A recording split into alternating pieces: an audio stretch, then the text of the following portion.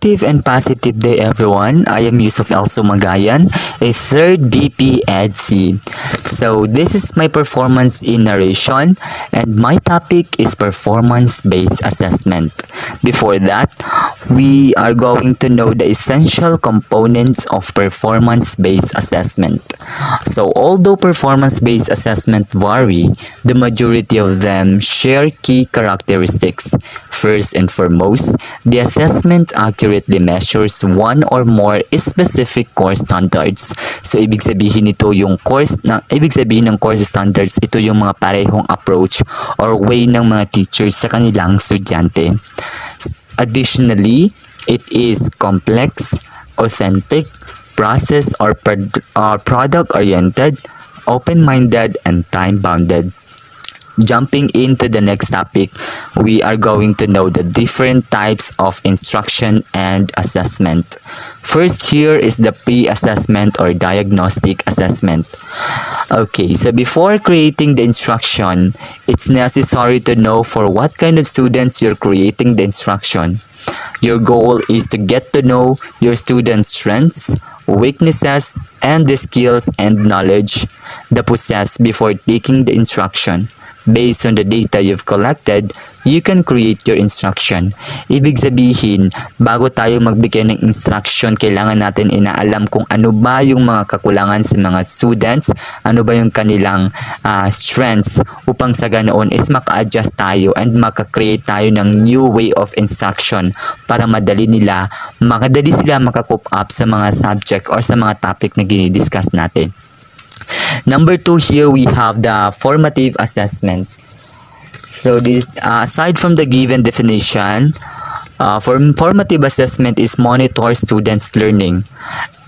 Of course, a process of assessment, and especially kailangan natin ilagay sa utak natin, ang formative assessment takes place during learning. Again, it is used by students and teachers, not graded.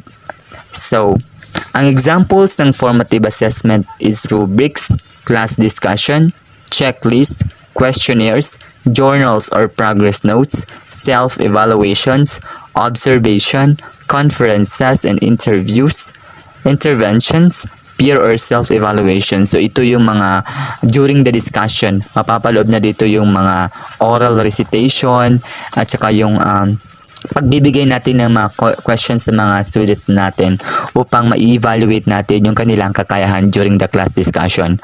So jumping in, we have summative assessment. Aside from the given definition, summative assessment evaluates student learning, a product of assessment, and kailangan nating ilagay sa utak natin ang summative assessment takes place after the learning. Of course, it used by teachers, always graded. So, ilagay natin sa isip natin na itong summative assessment is magpapakita kung ano ba yung mga natutunan ng bata.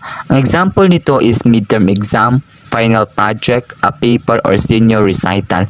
Dito natin mami-measure kung effective ba yung ating pagturo sa kanila at saka naintindihan madila kung ano yung mga learnings na gi-impart natin sa mga estudyante.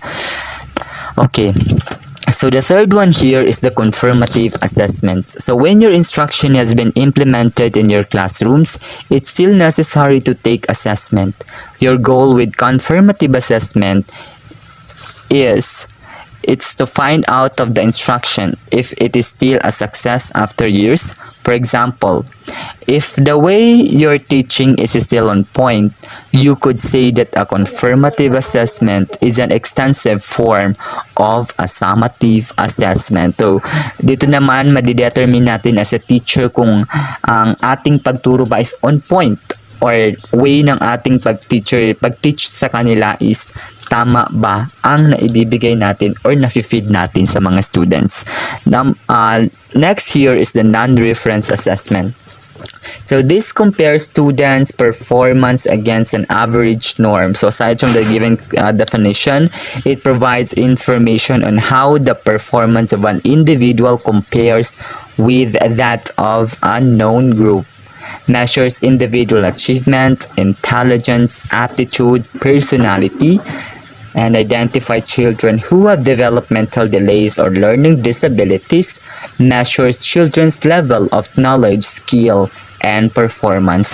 Hindi natin maikakaila na may mga students tayong may pagkakaiba-iba, nandun na yung mga disabled students natin at saka mga normal students, and that we teacher should know kung ano ba yung mga development ng ating mga students, and by that we will be authorized to make ways on how to help them to develop their mental abilities and to excel their academic performance. So we teacher, our role is to assess our students. Next is the criterion reference assessment. This is provide information on how the individual performs on some standard or objective without considering the performance of others. Developmental screening, diagnostic evaluation, and instructional planning. Of course, before tayo mag-instruct sa mga bata, di ba nandun yung mga instructional planning natin, gumagawa tayo ng mga objectives na dapat ito yung ma-attain ng mga students natin after the exam or after the discussion.